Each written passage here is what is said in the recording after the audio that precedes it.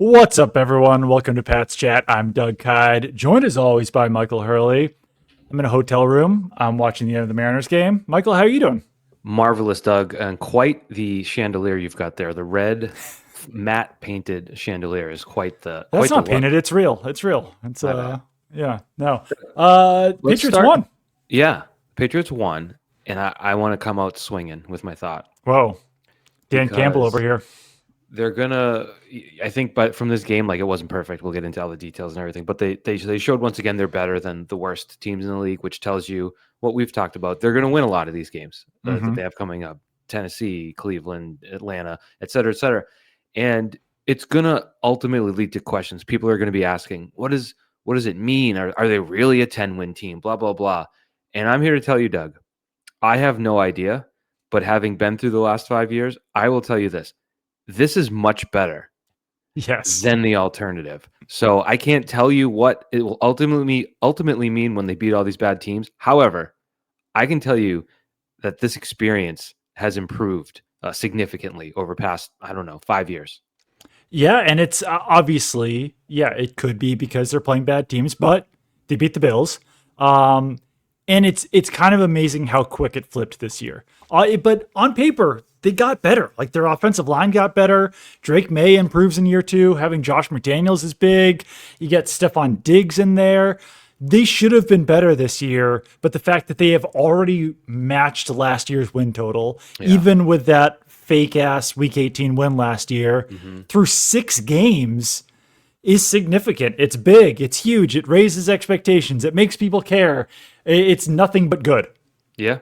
Yeah. I didn't, shame on me, right? And the Mariners just won game one of the ALCS. I feel That's like they big. just stole a game right now because they had no business winning this game Well, 2 days after they were playing for 6 hours or whatever it was. just to argue against you, because we can Go do it all. M's. We can be the baseball boys. If you Yeah. only score on the first pitch that you see and never score again, you Hey, um you did not play very well in your baseball Bryce game. Miller deserves some of that credit. The Mariners' number five starter killed it today. That's funny. Sports are great. But shame on Football. me. Shame on me. I didn't. It didn't click that they matched last year and the year before's win total in 6 games until I saw like a graphic on Twitter, and I was like, "Oh, that is absolutely absurd." It So is. again, it's not out of expectations based on preseason schedule reading and all that, but Right. it is what I mean. Last year's team played a bunch of bad teams too and lost to most of them, so it's a major step in the right direction. I think one other major takeaway today is because last week you had Diggs breakout, right? And it was the Diggs game. Yes. This week you had Booty really Yeah. start. You had Pop Douglas really pop too after being like left, I don't want to say for dead, but left on the side of the road and forgotten about. Yeah. And then you had Mac Hollins and Hunter Henry kind of contributing with some chain moving catches and things like Hmm. that. And you had in the passing game what is resembling more of a complete looking offense. And the reason is just the continued growth in steps from Drake Maye to just get better. I mean, Yeah. we're going to sit here and be annoying about it, I assume, at just how good he was. I could talk about how Yeah. good he was for a long time. And like, don't give me the Saints stuff. Like, that was an NFL team. There were some skilled edge rushers coming after him. And he was just so freaking cool. Like, Yeah. third down, fourth down on the road. Was it loud there? You tell me. Seemed loud. It was pretty loud. One thing I'll also say about the Superdome is that when there's not action going on when the opposing team is on offense, so like when the Patriots were on offense, it's like an NBA game. They are constantly blasting music. Hmm. So in every situation, it's hard for the offense to be able to hear because if it's not crowd noise, then it's very, very, very, very, very loud music. So yeah, it was pretty loud in there. Obviously not the same as like a good team's crowd would be, but yeah, it was loud. Yeah, so I thought he was just so good. I mean, the first half he had two incompletions. One was a lefty throwaway Yeah. while fending off who was coming after him, Demario Davis. He had one arm, his right arm on him. That He was just threw a impressive. lefty. Yeah, it was. And then the other incompletion was a drop on a screen in traffic, Yeah, and Trevian he Henderson just didn't catch the ball. and he also had a 60-yard touchdown taken off the board. So it was a very, very impressive showing from him, and I think he is. Like we went into the season saying Christian Gonzalez is their best player. I'm ready to flip it to Drake Maye because I mean, he's the ball in his freaking hand every play, and Yeah. the results. Yeah, and I mean, and this is we'll get into it, but absolutely zero rushing threat whatsoever from the Patriots running backs and the Patriots run blockers.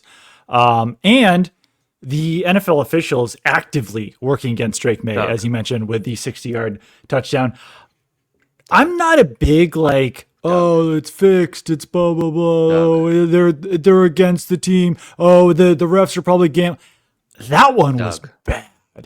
Investigation time. Investigation. That the Patriots were -3.5. Everything about that screamed can't have it happen. So here's where I would. So okay, I don't, Mr. Goodell. I don't fully know. I don't want to throw out accusations. I'm not doing that whatsoever. I'm putting some pieces together right now. So, in what way are the refs positioned on a play? Is there one guy on the right side and one guy on the left side usually? Yeah. So at the line and then deep, and then there's the back judge. Okay. You've got 2 in the backfield. You've got 2 on the line. You've got 2 20 yards downfield, and then you've got the back judge behind them. So the blown call on the Demario Douglas 60-yard touchdown, the flag came flying from, as I'm looking at it, the back right side of the field. So deep. Deep. Not the line of scrimmage. No. It was thrown basically from the end zone after the Patriots were already celebrating in the corner of the end zone. It was thrown from the opposite side of the end zone from where the Patriots were celebrating. I thought, it was something personal foul or taunting or something like that. Yeah. So I'm putting some. So that happened. The very next play, there was the makeup call, but that was on the other side of the field. Correct. On Kyle Williams? Yes. But then late in the game, when you had the offensive pass interference. I have to interrupt you because you're getting hot. If you have a mic dial. Okay, yes, I do. If you could turn it down a little because you're just getting a little steamed up right now, which is understandable. I'm glad you told me that because I could kind of hear it happening. So yeah, I don't want the listeners to be put off by your great passionate takes by being all right, am I better now? Yeah, probably. Yeah. Okay, cool. So once again, right side of the field is where the flag came from on the Pop Douglas touchdown. Left side of the field is where the makeup call happened on the Kyle Williams. Yeah. Late in the game, Stephon guy. Diggs, OPI, comes from the right side of the field. Same guy. Right side of the field again, the non-DPI on Matt Collins. Yeah, same guy. That's all. I don't know who that guy is. I don't know if it's the same guy on that side of the field at all times. I don't know, but that the OPI on Stephon Diggs was insane. Was the worst penalty I've ever seen. Well, which one? The Pop Douglas touchdown? The Pop Douglas one. Yeah. All things considered, how unbelievably late the flag was. Doug, I wrote a novel in my notes, and then I look up, and I'm like, wait. And actually, I was late to this game because I had to play in my men's league all-star game this morning. Just not to brag. All-star over here. I struck out looking. But so I was catching up with the VR. I had so many texts, so many people texted me about this. And I was so I knew to be on the lookout for a bad call. And even despite that knowledge, at no point during that was I expecting that to be it. Because it was I wrote so much, and then the flag came. Demario Douglas was on the bench. Yeah. I mean, so... And we'll get off of this eventually, but okay. The funniest thing to me was that obviously I was at the game, so I wasn't listening to the broadcast. From what I could tell in the broadcast, they were let's find this flag. We got to search different parts of this field to try to figure out what happened here. Because it was also originally called on 81. It was called on Hooper, right? That part I don't know because I was a little bit confused. One of the quotes, I think it was from, they asked Therator, they said, Gene, make it make sense. He goes, it's tough to make sense. The defensive player reaches out, engages with Diggs, and you get the rest after that. But another quote, I don't know if it was Spiro Dides or Adam Archuleta. He said, I did not see a flag thrown during the play. It just seemed like that flag came awfully late. And it's that's correct, sir. It was the latest flag I've ever seen in my life. Yeah, and it's just I wouldn't stop there as you listed the calls because there was the obvious catch fumble that they ruled an incompletion, which was Mm, insane when Olavi caught it, came down, moved, got it punched out, and they were like incomplete. And it's like, sir, have you watched football? And then the fumble, the Juwan Johnson fumble in the middle of the field, yeah, he fumbled the ball. Like some of right, these mistakes, they had to clean it up. They didn't challenge the catch fumble because right. it wasn't necessarily worth it Yeah, on third and Vrabel was like, long. well, we're gonna get the ball back anyway. Yeah, And then the worst punt of the year followed. So it yeah. worked out. But I would say that they even had, I mean, like the QB sneak not getting in. Oh, that was Granted, wild because I'm watching it live. Watched Drake May get over the line of scrimmage, and yeah, then when when the officials were like, "Oh, it's no good," I was like, "What are you right. talking about? In what world? What is going on here?" It's one of those things where like unless he like took the snap and then held the ball down by his thighs and Yeah, just went in shoulders and right. head first, like I'm pretty sure it's up at his chest. So it was unbelievable. Like It was truly unbelievable. I think the Steph Diggs OPI down the field was an awful call, but I mean, he did put his hand on him Right, in the like way that the defender, Quincy, forget his name, went up for it. yeah, It looked as though he was pushing him, but he didn't. He right. didn't at all. Yeah, And he then, touched him, but at but least there then was contact there. I mean, you're allowed to touch people. So it Right. was like, I don't know. But the Mac Hollins one after was a Grabbed his textbook. shoulder pad. It He was a grabbed text. him. It was He grabbed him textbook. and hit his arms beforehand. It was And crazy. the shot down the sideline, the officials looking right at. I mean, granted, he looks like he's 60, not healthy, like not probably tired, probably physically tired, running up and down the field. So that's going to affect your judgment. Trust me, I know. Being unhealthy, it's one of my talents. So Hey, now you're an all-star. Come on. I struck out looking. Oh my god! But I just it was a bad call for the record. It was a slider away. It just broke away. I was like, that's not a strike, sir. But I'm not going to argue with you because it's the All-Star game. My mom's here. Anyways, just like the pop one was unbelievable, but it was a really bad problem. We talked about it Thursday. Adrian Hill's crew ranked what, second or third in Yeah. penalties called. And not only that, Doug, that was like a 6-minute delay. Yeah. Oh my God. Yeah. It's like, what are we doing? It was Right. it was a joke, and I don't think I'm joking when I say that crew should be investigated because of how suspicious a lot of that was. No, I completely agree. I think they should be. I think it was embarrassing. I just smashed We're my microphone we're with messing my with tea. mics. We are pissed. It goes far. Like if the Patriots had not scored a touchdown on that drive, the Mario Douglas touchdown came back, and then if they had gone on to lose that game, I know that that's like 2 degrees of if this happened, if that happened, but like those two things were very like you're not guaranteed a touchdown after that, Right. And the game was close. I would have been like, if I were the Patriots after that game, if they had lost, I would have been apoplectic. Just absolutely like, if I were Vrabel, I would have been like fighting people in the field. It was that bad. Yeah. I do want to say though, I might be a football moron, okay? But when Kayshon Booty came down with the catch that sealed the game, I was not thinking, oh, he was inbounds, challenge it. So Right. I don't put that on the officiating crew at all. I think Yeah. that was one of the best challenges Yeah. in terms of seeing something that I don't think was on the forefront of a lot of minds and Right. getting it right. That Yeah. was insane. Great call by Stretch. Great call by Vrabel. That was big for sure. Am I dumb for not? He just looked like he caught it and fell out of bounds to me.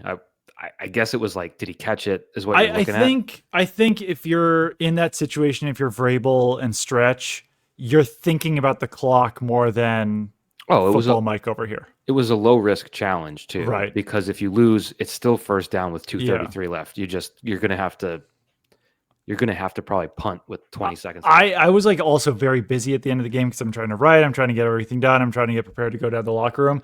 I didn't even realize the Saints were out of timeouts at that point, and that like, oh, the game is over. Like they're going to start kneeling on the ball, because then I had to be like, okay, I have to finalize all my stats and everything that I'm writing, and send it off and everything. But yeah, I don't know. Obviously, it was not the greatest win in the history of man, but Drake May in the first half was absolutely unbelievable. Perfect passer rating, unbelievable EPA per play, like 20% completion percentage over expected. How about that It just average came out depth absolutely firing in this game too. Did you see that average depth of target over 11 yards? I think it was 11.8.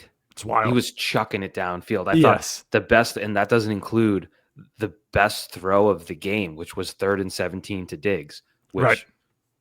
lost in the OPI call, was like, good Lord. That was the type of throw that makes you stand up and say, like, wow. Yeah, I was Maybe just it's, impressed overall that they kept firing at the end of the game too. Like yeah. 3rd and 30, it's like, all Well, right, let's throw downfield. what were they going to do? Run the ball? That was That a is real problem. well, they did that on 3rd and 7. That didn't go so well. What happened there on that? Because it looked like Ramondre Stevens stepped on a landmine. He like ran in and just like exploded up. He went up, and no one hit him. Yeah, That was bad. That was they have a problem there, and it was discussed this week. You all asked McDaniels and Vrabel and everyone, like, hey, could you run better, do you think? And they were like, we know we got to run better. And then that was the follow-up. It's not good. Correct me if I'm wrong. I do feel like they had some decently high leverage runs in the first half, like 3rd and 1, where they moved the chains at least, where like it might go down as a 2 or 3 yard run. I feel like they ran off left tackle a couple times to move the chains, but nothing's breaking there at all. No, I mean the Patriots rush success rate in this game was 38%.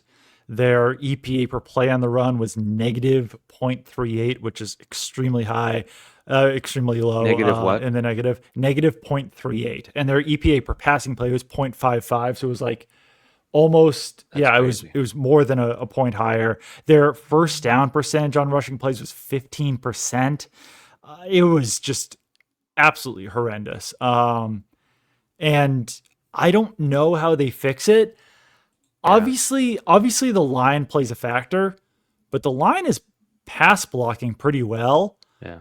I think there's also an issue with the running backs. Like, and I understand how hypocritical this makes me sound because I kind of came at someone a little bit hard about Carlton Davis in this game because I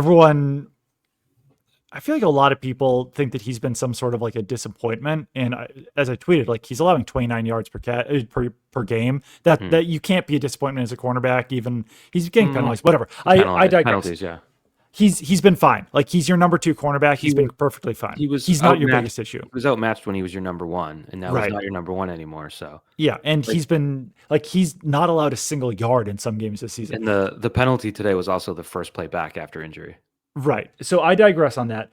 But am I a hypocrite? Yes. If I say that Carlton Davis hasn't been a disappointment, but Trevian Henderson kind of has? It's hard for me to weigh in on that overall, but Henderson has. So I think some of it's my own doing. I'm one of the morons over the summer, like all the other beat writers who were like talking about how amazing Trevian Henderson was going to be. And it just, hasn't come together. We've got a scuffle at the end of Lions. Scuffle. Chiefs, they're fighting. There's tackling. There's like piles. I don't even know what's going on. Someone just got pulled out from the bottom without a helmet. That's not good. A guy with a sweatshirt on. We're going to see some fines. Anyways, no, but you've seen rookies come in as running backs and contribute right away. Like the learning isn't necessarily at that position.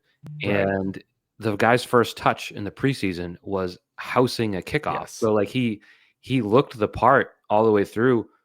He really, I don't know, like there aren't many plays I've seen, to answer your question, where I'm thinking, he had a lot of meat on that bone and he came up short.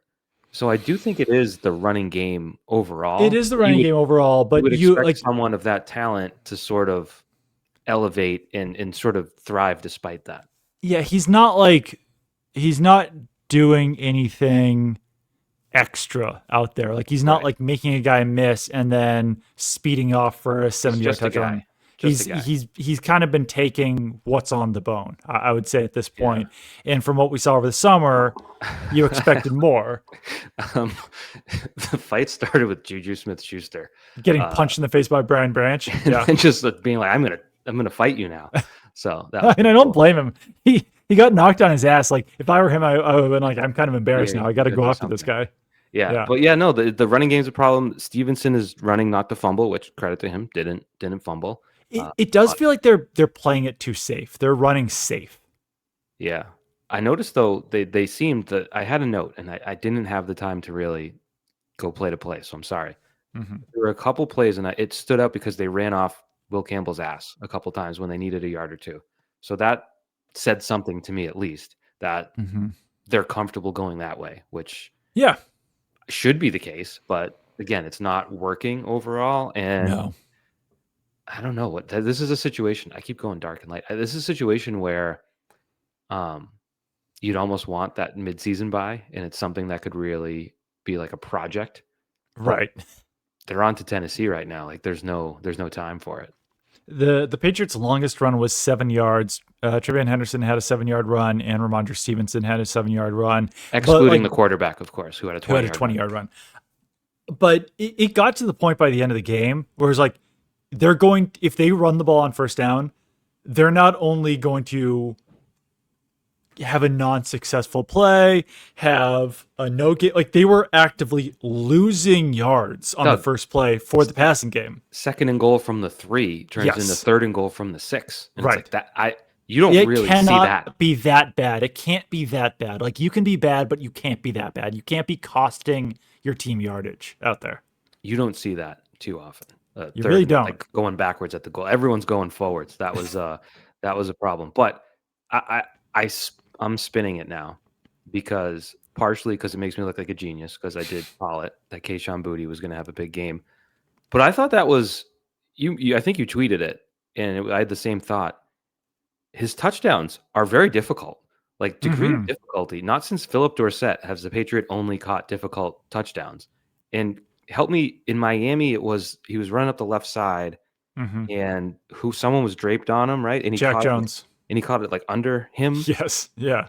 Which was incredible. This first one, I don't even remember. I just know it was like very contested. He caught it at the same time. Oh, right. As was it what's his name on the Saints? It was Kool-Aid McKinstry. Yeah.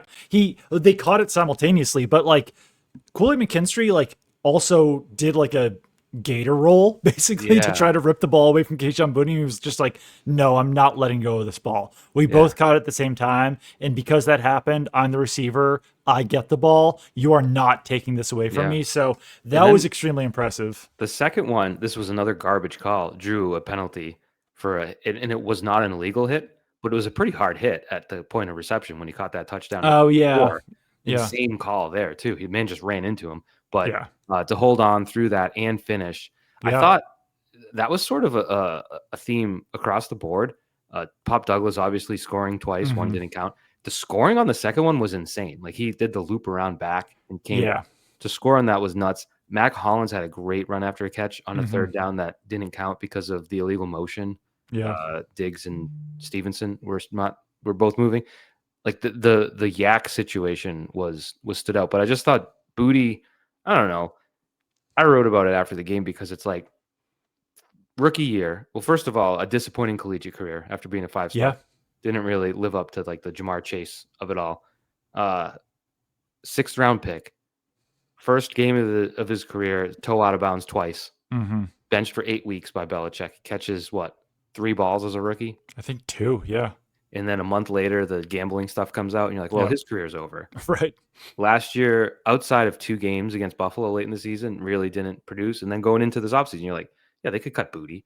And then or trade him or do whatever, Yeah, or I don't know what they were going to get. So then from spring to August, it was like, Booty's on the team. And it's just like, it's really, I think I've talked about it before, but like, we always talk about busts and failures and stuff. It's like the progress and the journey and the development to have that game today, like they don't win that game without Kayshon Booty. No, he was unreal out there. He really was. Like he looked like Kayshon Booty was expected to be at LSU, and like he's now on pace for 800 yards. He's had 2 monster games. He has 2 receptions this season. 2. They've not either been first downs or touchdowns. Yeah, 2 receptions. He had 2 touchdowns. Yeah, he had 3 first downs. Right. Yep. 5 catches. Yeah, and one of which was on 3rd and 9, which set up the first Pop Douglas touchdown. Yep. So mark that one down. And the other one ended the game. Yeah. And he talked about that after. Like he ended the game last week too. He put them in position for the field goal. You're right, with the stretch. Yeah. So, yeah, I mean, he's been I just think it's a cool story because It is. sometimes we do the like this guy sucks. I think it's fair to do like that's pretty cool. I know it's not good for like TV ratings, but we're not on TV. It's very true. No, I mean he's been great. I would even say just like the wherewithal on the second touchdown to do basically what Vrabel was telling Demario Douglas to do when he ran backwards to like knife up field. He just kind of like caught the ball and knifed up to get the touchdown. That's all you really have to do there, and he did it perfectly. So overall, yeah, he's been a fantastic story this year, and it's I think it's cool proof as well that Vrabel has preached so much of like the ball is going to find you. Like, don't worry about it. Like, things are going to come around. You're going to get in the end zone. You're going to do this. You're going to do that. Kayshon Booty has a monster first game. Toils a little bit, has big catches, but really does not have a big game until this week. And then he's got another monster game. So it's like, hey, if you keep after it, if you don't complain, if you don't whine, if you are a team player, like the ball will find you again. And the same thing happened for Demario Douglas as well. And like, he should have had a 100-yard game. He should have had 100 yards on 2 catches. And the fact that he stole that from him. He still had 71 and a touchdown, despite losing what was it, 51? 61 yards. He lost to 61. So he entered the game with 30 yards on the year, I want to say. Yeah. And he almost doubled that with his 51-yarder to score. So it's like 53-yard or whatever it was. So I think he's a better example of that because right. Oh, definitely. We all were like, "Oh, Josh McDaniels' offense, Pop Douglas is going to be a revelation," and he's been legitimately invisible for most of the year, and then comes up, has that taken away, still contributes. I thought his post game comment was good, which is what like as long as it's still in our house, I'm happy. You know, that effect. So yeah, he is. Well, yeah, that was about the Kayshon Booty touchdown. He was like, as long as it's in our room. Like that's another wide receiver is the one who got the touchdown, basically. Yeah. Screw you, Hunter Henry, is what he said there. Screw you, Ramondre Stevenson. Well, that might be. No, I'm just kidding. But like Phil Perry wrote a story the other day and talking about the Diggs 30-yarder, 36-yarder in Buffalo when he almost got in and it was all about downfield blocking. And Pop Douglas was like all jacked up about it. Yeah. So it is a factor. Like, I don't know if you know this, Doug. Wide receivers typically, historically, divas. I don't know if you knew that. Like they kind of spend a lot of time thinking about themselves. And I think those two guys are good examples of disappearing for a while and not blowing up. And I think Boutte as a rookie had like a social media post like free me or whatever. Like I think they all did. Like Jalen. I mean, last year he was talking about wanting to get targeted more. So yeah, I just think. I mean, and how old is he? 24. Yeah, I think he's only 23. He was really young as a rookie. Still a young player. Yeah, because he was 21 as a rookie. So yeah, that was 2 years ago. So yeah, it's one of those things we kind of take for granted. But like, imagine going through all that stuff when you're like 21. Right. Oh, absolutely. What did I go through when I was 21? You know, right. What did I navigate? Yeah. In the public eye, no less. So it's impressive. It is impressive. Diggs, little down game from him, but I think that was like, it's certainly not his fault. Was it? I mean, it's true. He should have had like an 80-yard game. Yeah. If that OPI hadn't been called. Not a down game. I don't mean he was bad in this game, but obviously just like didn't have 100 yards like he did the previous 2 games. Yeah. So that was he would have had a pretty good game if not, but he was quiet in the first half. He didn't hear from much. Right. Rushing attack was absolutely abhorrent in this game. Defense also definitely not their strongest performance. Did not help, however, that Zach Core called a cornerback blitz on the first play 1 of the game, leaving Kyle Duggar on an island against Chris Olave. Not the most ideal situation. Patriots pretty lucky they did not get in the end zone on that drive to immediately allow a 53-yard catch by Chris Olave. Would you say, in your estimation, that Olave is faster than Duggar? Yes. Oh, okay. Yeah, that makes sense. It's just one of those things where you're settling in to watch the game and you're like, something looks wrong here. Something looks wrong. Like, that's not what you want. That was one of those, oh boy, this could go any which way in this game, apparently. I struggled to sum up the defense too because it was tricky. They only allowed 1 touchdown. Yes. I thought Spencer Rattler looked good. I liked. I think he did too, but I don't think you want him to look that good. I understand that, but I like when you lose or are getting carved up by a bad quarterback, you're like, Right. what the hell's going on? I don't know the Yeah. ball. I like the way the ball came out of his hand. I didn't love some of his third down decision making and the like, but I thought he played pretty well. He did. So I don't want to just dismiss that, but I No. did sum up the defense pretty quickly. I can run through it with you. Okay, Hmm. you can stop me when you need to. Christian Ellis's punch out was an excellent play, and Craig Yeah. Woodson jumping on the ball that's a Yes. game changing play. Yep. Marcus Jones, I thought, was engaged and competitive on every Hmm. rep. Yeah. He was getting his hand. The broadcast gave him credit for getting his hand on Olave's arm in the end zone on that incompletion by the Mm. pylon. I think that might have been too much credit, but Yeah, I agree. Yeah. he was It- all over him on the catch fumble. Yep. Like even when he was giving up a catch like that, it was contested, and it was. Yeah. I liked the spunk in his game. I think Christian Gonzalez did pretty well because I Yeah. don't think they threw at him at all. They might have once, but overall he was definitely solid. Did not look like any worse for wear. The whole hamstring thing. Right. That it's funny that was a huge story as of Friday, and then it just completely withered and died. That seemed like they didn't try to target him at all. Kairos Tonga drew a hold. It was like the most. So, you know how sometimes a defensive tackle will draw a hold and you don't see it, and like you see it on the replay and you're like, oh, I guess so. This was like that was out in very the open. obvious. It was Yeah. like, okay. I immediately. So I'm sitting in the press box. I said, hold. Yeah, that was. I mean, it's rare to be that blatant at the line of scrimmage. Caleb on Chason also drew a hold off the edge. I thought Harold Landry tore his ACL, and then and that was fine. that looked scary. In the Saints ground game, for as much as the Patriots, they did absolutely nothing. Kamara had 3.1 yards per carry. Miller had 2.6 yards per carry. They ran for 73 yards on 23 carries. So that was the good. Yeah. You want the not so good? Absolutely. We had Duggar, obviously. Yeah. Tavai and Carlton Davis committing penalties, 3 first downs.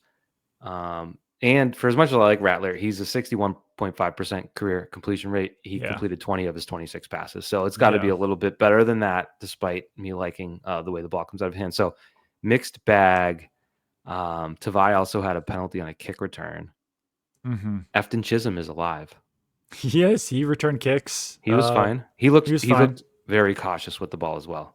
He did, yeah. I think that they are taking ball security very... And, I mean, credit to them. If the Patriots had turned the ball over in this game, they might have lost. So, for every game that Drake Maye doesn't turn over the ball, for every game that Ramondre Stevenson doesn't fumble it away, for every game that they don't lose a kick return, like, it's helping them win. So, God bless them for it. But, sometimes they're not necessarily playing as fast as they need to out there.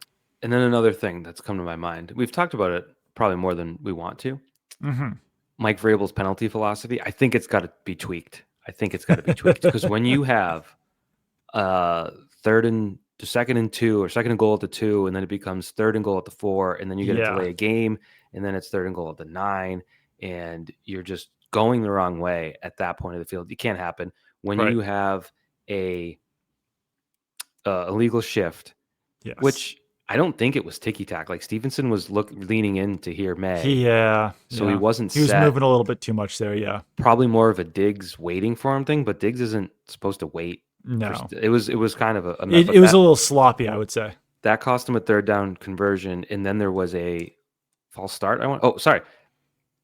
You had the third and 9, and then you had was that the bad snap? No, that was the field goal. No, it was 3 penalties in a row late. The last one was the OPI on Diggs in that stretch, I believe. Right. So it was 3rd and 17, and then you got the OPI. Yeah. But it was the bad snap came after the 3rd and 7 run. So it did. Terrible two play. That was a really bad snap. Like he was like almost firing it over by Stevenson. I was like, was there like a missed player there or something? Did he think that he was snapping it to Stevenson? I didn't get a chance to talk to Bradbury afterwards, but that was a really weird play. Yeah, it was because he's been snapping for a long time.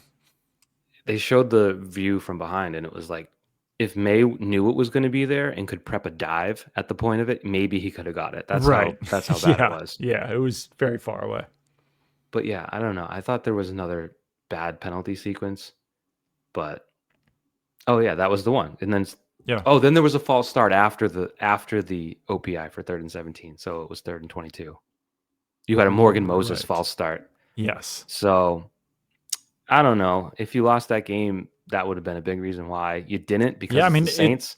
same thing happened last week though too. They went on this like string of terrible penalties at the end of the game Yeah. So with the Gibbons DPI and the other penalties. Yeah, there's been too many. It's fine to have that philosophy when it's all happening in the first half and they're inconsequential, but when they're happening late in games, this is now when you really have to crack down because it's like, hey guys, this has happened twice now and we've won both these games. We're pretty damn lucky to have won them. yeah. Can't Yeah. have it a third time because we might lose next time. Maybe it's just like, when Moneyball took over baseball and all the old fogies were like, oh, you got to be fast out of the box or whatever. And it's like we're our whole lives, discipline has been like number one, teams must Yeah. be.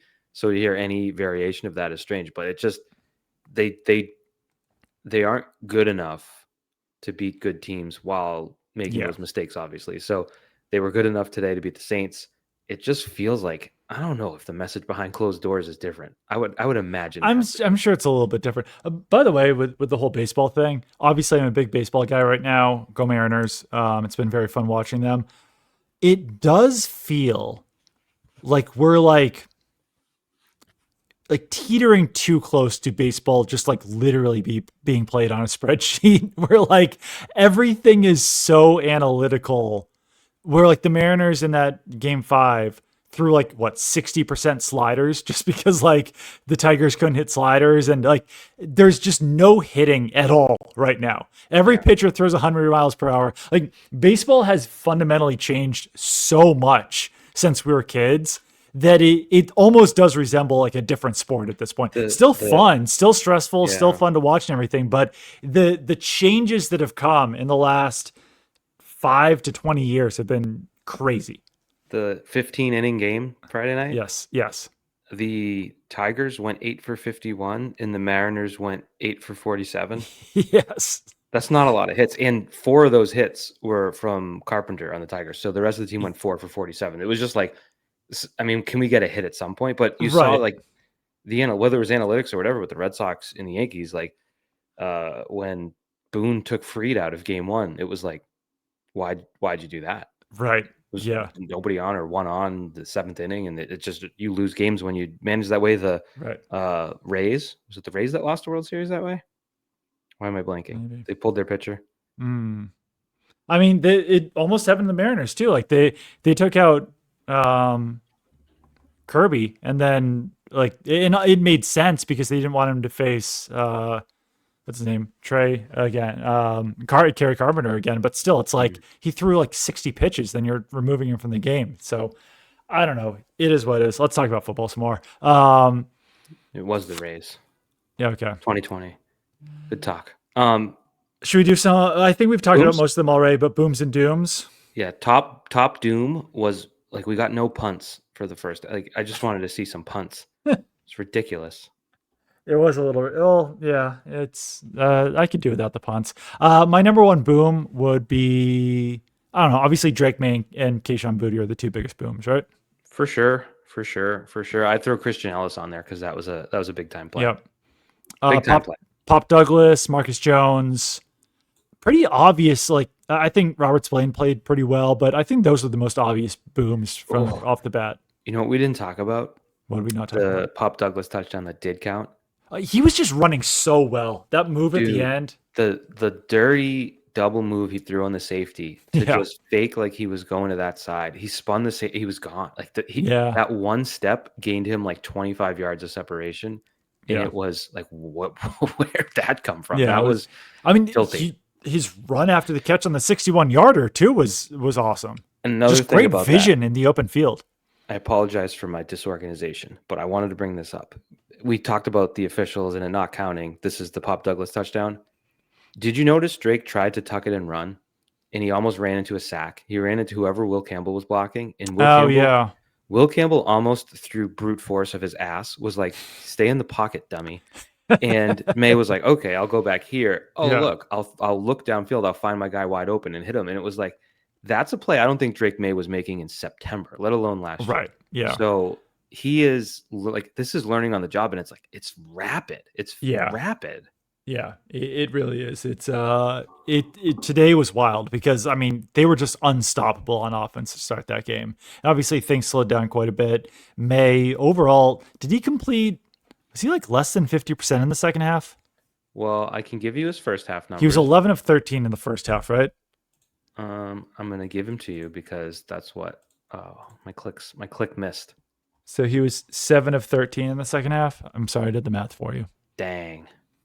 So a little over 50%, One but of them was uh did not count. Was a picture perfect rainbow down the field for 50 yards to Stephon Diggs, and another one was the exact same pass to Mac Hollins, which should have not well counted as an incompletion. So the Diggs one wasn't ruled incomplete, obviously, but yeah. it wasn't. He lost a nice one there. But no, I No, mean he would have had over 300 yards if that yeah, play to and I Diggs thought counted. he ran. So there was the run where he butt fumbled into Stevenson. Yes, but didn't He fumble. he did not But want to run but that. not fumble. He wanted to throw it to Stevenson, if you watch, and Stevenson just turned upfield and become a blocker. And Drake's like, all right, I'll run. And then I think he wanted to do the same thing on the infamous Travion Henderson playing right tackle mode play, Yes. but Steven Henderson didn't quite pick up on that and wanted to play offensive line there. So he's really processing pass, and Yeah. then can still turn in a 20-yard run when needed. I don't know. It's just there's so many aspects that are like it's almost hard to remember where you were at 4 weeks ago with evaluating him because he's just wiping them away, man. No, 100%. Dooms, I had Kyle Duggar, I had the officials, definitely the run game. I think there was one more that I had as a doom, but I'll look it up, but I can't remember it off the top of my head. Borregales had a short kickoff. Can't have that. I'm tired. I want to ask Vrabel about that to be like, do you think these penalties are too harsh for that? Yeah, he I might do probably. that eventually. I keep forgetting. I had Doom, I am watching this game and I'd like to see a punt. Hello. So that was a different one. You love a punt. Oh, Bradbury for the snap. That was bad. Bradbury for the snap. I would say, despite it working out, I'm kind of shocked it did. The QB sneak barely getting in from the half-yard line. They Fair. they were on the one. They got it Yeah. offside. They Yeah. were a foot and a half out, Yeah. and it was only from the camera on the roof. The Right. grainy camera was the only one that showed him. It's like it should be a little more like you can just go over. Like there's so many ways to score from the half-yard line. Yeah. Yeah. That needs some fix, and he did convert a 3rd and 1 QB sneak later on too. So That is they made true. up for that. I have you ever been to the Superdome? I have never been. Oh, I have another doom for you before you get to that. Yep. Another thing I can't have if I'm coaching a football team, cannot have my long snapper taking a false start. Cannot. That one was indisputable. Big flinchy. But yeah, that's on the list. I have not been in the Superdome. They did a remarkable job renovating it to the point where like it does not feel like a stadium built 50 years ago whatsoever. It's pretty crazy. It's cool in there. But open air press box, which might be obvious in a dome, but I like the environment of an open air press box, but there's some distractions there. There's music loud. blasting and everything. It's loud, but it's a fun environment. It's cool.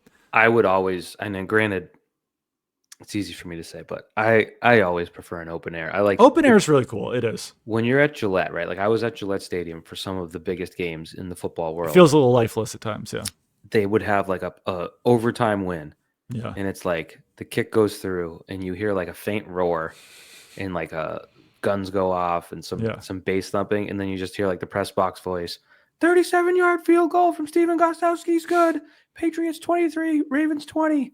It's like dead silent. And then you just hear like tapping on a keyboard. Yeah. And there's some annoying guy telling jokes or something, or just farting up his lunch. And you're like, you know what? I wish this wasn't where I was. Whereas I've covered a lot of Super Bowls just literally in a seat. Yeah. It was great. Covering a Super Bowl in a seat's really cool. It is. But when was the last time you were in New Orleans? Have you ever been? Never been. I was supposed to go if the Patriots went to the Super Bowl, but they lost to the Ravens in 2012. Oh, wow. That was the Ravens-Niners. That would have been, right? No, not 2012. Yeah. I would imagine this is a good place for a Super Bowl. Walkable. It's very walkable, small city. Bourbon Street's a lot. It's Yeah. yeah, it's a lot. I'd say But at this point in my life, being around like people that drink to the point of vomiting all over around me, see, that's the problem. Is not that appealing. like I don't want to paint New Orleans with a broad brush. I'm not going to. It's like it's a really cool city. First of Yeah. all, it's like the architecture is so unique. Like the vibes are so unique. The culture is so unique. The food is incredible. So obviously, this is only like one street in New Orleans I'm talking about. As you're walking down Bourbon Street, like legitimately every 15 feet you smell vomit, and then have to like Mm. kind of like check to see that you're not walking in it. Yeah, So just that's like the one thing that everything else about New Orleans is awesome. yeah. I'm just like I could do without the smell of vomit, but obviously everyone's having a lot of fun. It's great. Once again, love the culture, love everything about it. Food has been fantastic, but yeah, we went to Bourbon Street last night, and then tonight we were looking for a place to watch the Mariners game. We were like on Bourbon Street, and we were like, you know what? Let's just go like off the beaten path a little bit more and find the game somewhere else. Yeah. Did you have any beignets? That's all I would really. I don't care much. We did the crawfish talk the other day, but baked goods, I'm in. So I did. I've got bag of, from a Cafe du Monde right here. I don't know if I can how well I could illustrate this for the podcast, but they put 3 beignets in here, and I don't know if you could see inside here. Probably not. There's like still, I'd say about like a quarter Oh cup of God, powdered sugar in here. that's too much powdered sugar. We're It's just legitimately insane. Like, this is what's left from in yeah. here. So they go heavy on the powdered sugar. The beignets were great.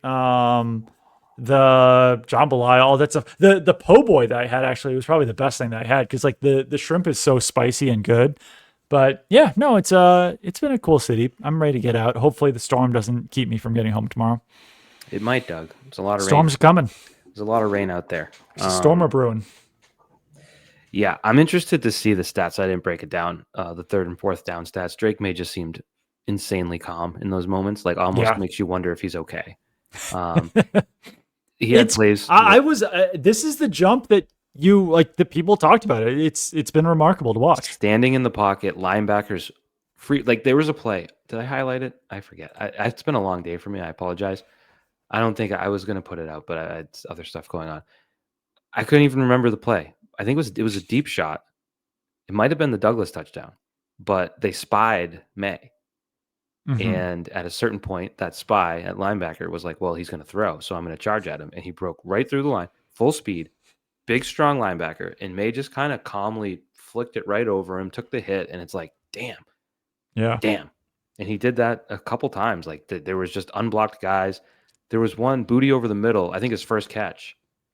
It was like a fake screen, one of those like fake left Yeah. spin around, and someone was just in Maye's face, and he was like boink and move the chain. So like, I want to see those third and fourth down stats. They're probably already out there, Doug, but you know, I was juggling. Yeah, a few I'm things. I'm trying to check some of the stats right now, and I wish that stats would update faster.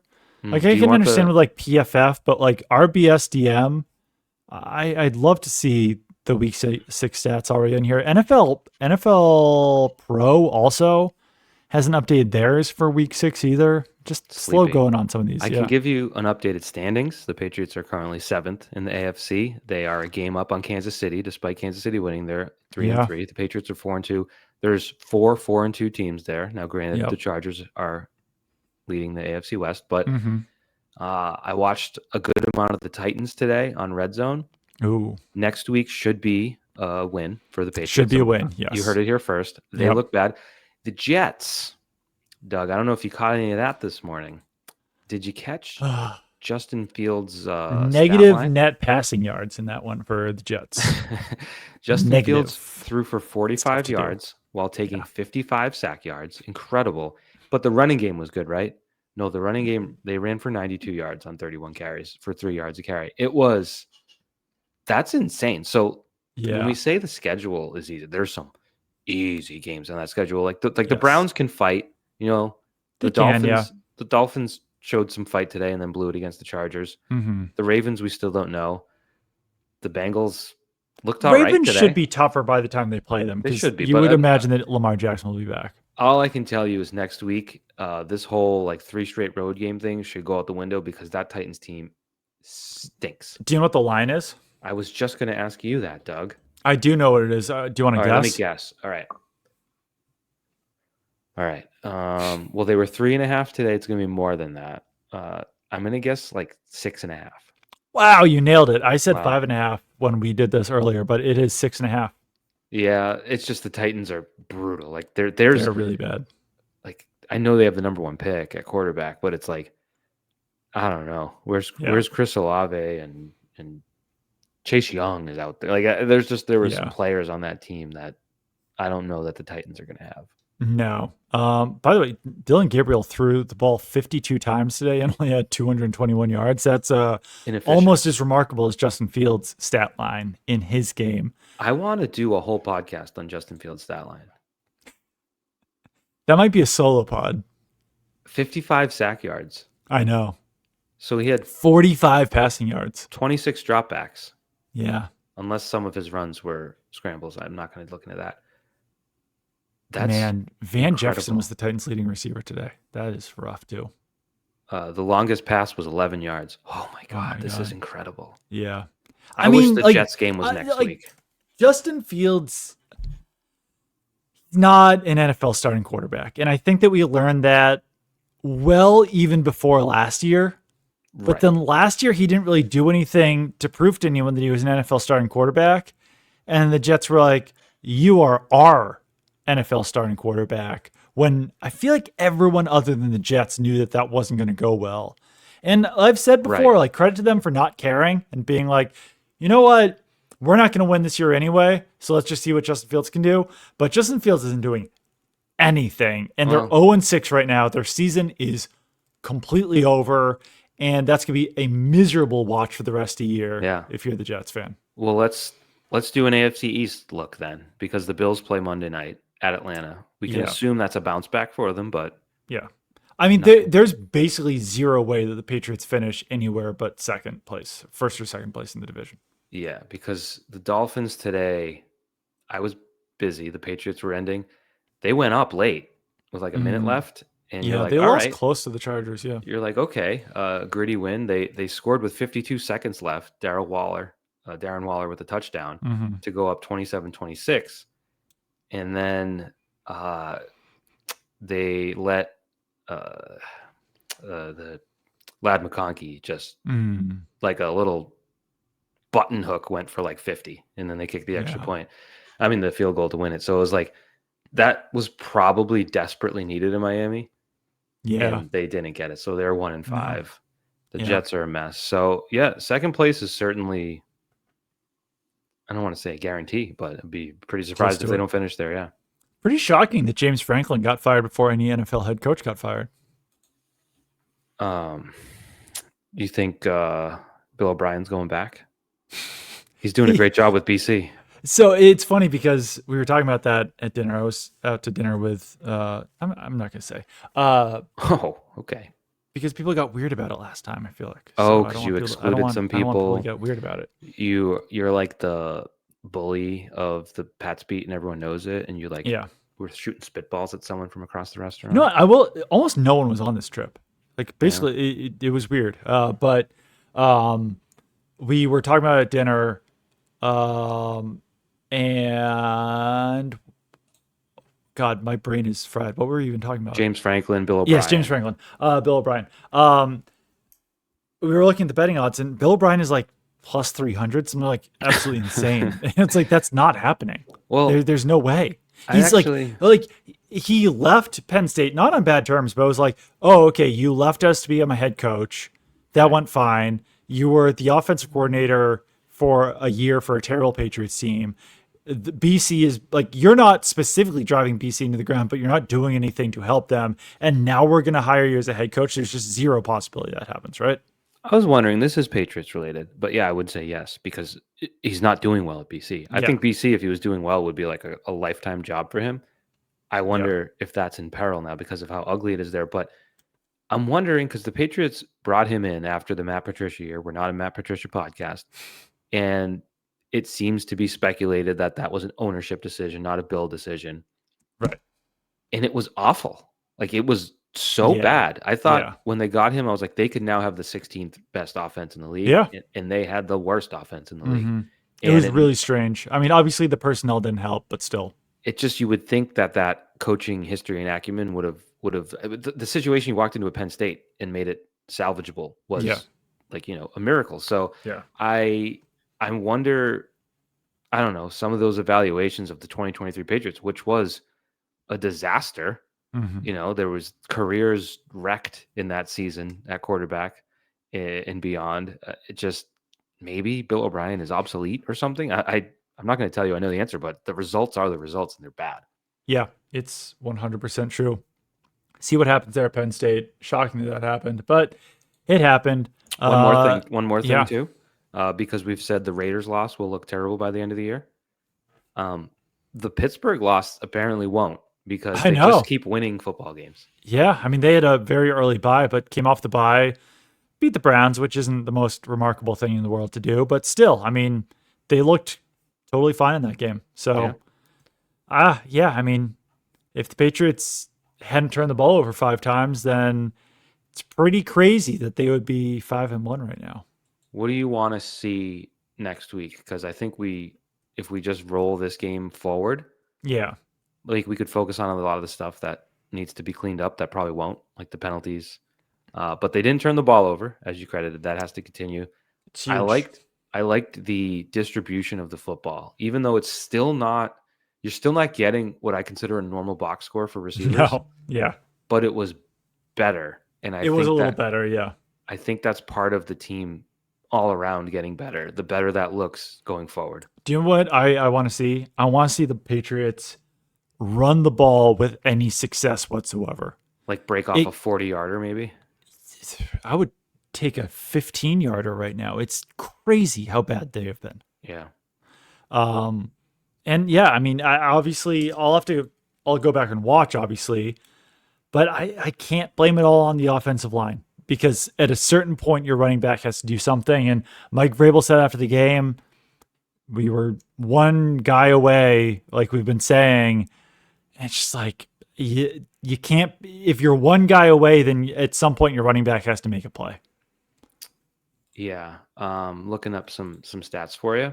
Some good news on that front. The Tennessee Titans ranked 30th in rushing yards allowed per game at There we go. 146.8, and they ranked 28th in rushing yards allowed per play at just under 5 yards per carry. So if you can't do it this week, your problems are perhaps bigger than you even imagined. Patriots only allowed 1 sack today. I think it was a 1 yard sack. So Not really a sack. not really a sack. I thought the offensive line obviously held up really well in the passing game. They were giving Drake Maye a good amount of time back there, obviously making some plays on his own back there for sure, to avoid sacks and to move around in the pocket. But And yeah, I think the spy factored into that, where there's yeah, one less rusher, because we've been talking about that since last year. Like you're going to have, like the guy is faster than he looks. yeah. He looks like he's in cruise control, but he's faster than most guys. So I think you're going to see more of that. And You know what I was impressed by? well, go ahead. Demario Davis. I did it again. Yeah, it's switched though. It's I know. changed. Demario Davis running down Drake Maye on that throwaway. I didn't know that the old man wheels could do that. That was He was impressive. faster than I expected him to be on that play. That was impressive. I checked. I don't really know how to do this because I'm not an expert like you. The PFF grades. The best grade of the game was Demario Douglas, 93.9. Yeah, they're up during the game, but like 15 minutes after the game ends, they go away until they're posted the next day. So they still have these initial ones. Boutte was a 91. Maye was an Where- 88.7. where do you see it? I went to like the game page, and it's this big It's black still up. box. Yeah. I'm scrolling over. Demario Douglas, 93.9. Kayshon Booty, 91.0. Drake Maye, 88.7. Spencer Rattler, 87.3. So my eyes did not deceive me. Wait, And send me then- the link. Okay. And then what you have is Will Campbell as the Oh, next best grade. I'm going to send it to you in the private chat right here in this podcast. wow. Okay. So I was getting at was Will Campbell with one of the best grades. Of the Oh, game. this. Okay. Yeah. Christian Ellis was up Interesting. there. Robert Spillane was up there. So a lot of Patriots as the highest. Yeah. Just thought you might like to know that. For what it's No. worth, the live PFF grades, I'm sure they adjust Yeah. on the film Definitely. review. Yeah. There you But go. no, that's 93.9 seems pretty good. Sounds like a hit rock station. it does. You're right. Yeah, well, Campbell, 72.9. He did great. Um, big return home for him. Yeah. Big return home for Kayshon Booty. Yep. Yeah. Um, Yep. Sure did. got anything else? That Mariners game on Friday night, like, legitimately probably took like some days off my life, stress wise, and the fact that I got 3 hours of sleep that night. And then Still traveled. catching up on that. What was that? And then and traveled the next and morning. then flew to New Orleans. Yeah. Pretty sweet though. Yeah, yeah. It's that was a wild game. It's I I think I was delirious during the game. There was a point in the game that obviously the Mariners pitchers were doing so well and the Mariners hitters were doing next to nothing that I was like, I wish that there was like a pick six that could happen in this game. You know, like can't at score least on in defense. at least in football you can score on defense. Like I was like, I really wish somehow the Mariners pitchers could score a run right now to put me out of my misery and for them to win that game. But it can't happen in baseball. You got to depend on your batters, and sometimes the batters just aren't doing anything, and sometimes they're not playing small ball and they're just trying to hit home runs, and it's sometimes like impossible for a batter right now unless a pitcher just straight up misses. They're all so good. They all throw so fast. It's crazy. I had an argument with someone once, and I forget what we were arguing about the rules of baseball, and I was like, it might have been, you know what it was? It was when the overtime rules were changing. I was very resistant to it. I don't like the guaranteed possession, and people are like, well, it's like in baseball if you don't get to hit. I'm like, okay, explain to me how you can score on defense in baseball, and Right. I'll wait and find out. It's actually not like that. It's a bad analogy. No, I know. So, Yeah. but that game, I told you this, but the heartbreak, I stayed up all night. Yeah. I watched Randy Arozarena get hit by the pitch, and I'm pretty sure I saw Cal Raleigh fly out to center to get the runner to third. The memories end there because I woke up at 4 in the morning and I was like, did I see the end? Because the TV was off. Apparently it was loud. Like the news came on. My wife came and like shut the TV off. Oh my God. And so it's like 4 in the morning and I'm like, I don't think I saw the end of that game. I'm like scratching That's my head. hysterical. I went to the bathroom and like looked at my phone. I'm like, definitely didn't see that. I'm like, what a waste of a night. Yeah. What a waste of time to make it tough. that far. That's real and tough. Then I was fighting. I was, that feeling, but oh yeah, it got me. So I will. unfortunately, I'm gonna be honest. Like I did not get sleepy at a certain point during that game, but I was also standing up for a lot of it. I told my daughter Olivia, "You can stay up as late as you want tonight. Like if you want to watch the game with me." So then she went to bed around 11, but then came back down at 11:15. I was like, "No, I want to watch the game. You're not going to be here tomorrow. I'm sad." It's like, "All right, sit next to me. Let's watch the game." We watched like an inning and a half, something like that. And like it was fine when the Mariners were up because I was like, "All right, they're going to get a hit. Like hopes are high. Like it would be fun to celebrate with you, blah blah blah." But then around 11:30, it was time for a Tigers at bat again. I was like, you have to go to bed. I'm sorry. Like, I can't do this anymore. Like, you got to go to bed because it was just so stressful. And just the daunting feeling of having to wake up when I had to wake up. And just like, I knew that I was not going to be pleasant to be around if the Tigers won that game. That I was like, I'm sorry. You have to go upstairs to bed. And thank God I did, because then the game didn't end for another hour and 45 minutes. Yeah, it was a bit much. The game on Saturday was kind of a disappointment. I don't know if you watched the Brewers beat the Cubs. So there were, might be shocking to hear, in the American South on a Saturday night, not a lot of Brewers Cubs on the TV. Not a lot of baseball playoffs on the TV. Lots of LSU football. Boring. Lots of Florida football. Boring. Lots of Alabama. Yeah, not so much. So we were actively trying to find the game, but really kind of couldn't. So I was blown away. Yeah. I turned it on, and I've watched a lot of the playoffs. Somehow this escaped me. Drew Pomeranz started for the Chicago Cubs, and I was like, all right, they're not going to win. And he gave up a home run in the first inning. So there was a solo homer. There was a solo homer. There was a solo homer. And there was a solo homer. And that is all your runs. It was a 3-1 final. It was not a great escapade for the great sport of baseball. I did have a question for you that will relate back to the Patriots. Well, it's a question in the form of a statement. I didn't love the Mariners Navy jerseys the other night, and I didn't love their teal jerseys tonight. Really? I was going to ask you about that.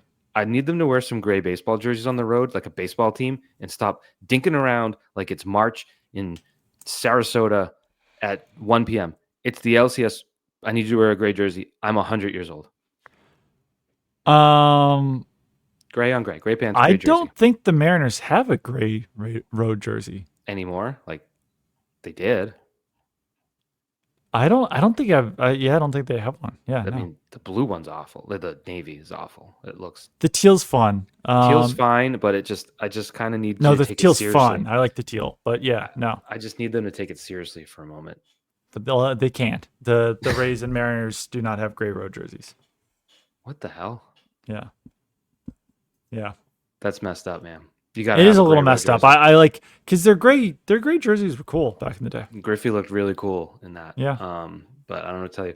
But that does relate to the Patriots. I thought the white on white looked pretty good today. I thought it did too, actually. Yeah, I thought that was fun. I thought it was good. It would look better with white helmets, but I don't think they can really do anything about that. We've been, the helmets are the helmets. But yeah, it was a nice little look. It was a good contrast, I think, to play against a team wearing black. So there's your fashion update. Yep. Nope. That was big. One more baseball thought. I talked about earlier, and you were talking about the Brewers and Cubs game. We're at the point where, like, if pitchers keep getting better, like, baseball could at some point become an unwatchable sport. If there's truly just like no hits. Saturday was tough. There were 10 hits, but it was like scattered and but 10 hits, that's lower the that's mound, a hit maybe per inning, basically. Mm-hmm. Yeah, 6 for one team, 4 for another. It was. I mean, if a team gets 4 hits, it's which if it's like great pitching, whatever. But I mean, like it was bullpen. It was like a bullpen game. A flat 1 whip is really good. Yeah, and both teams basically had they had like a 0.5 whip in that game.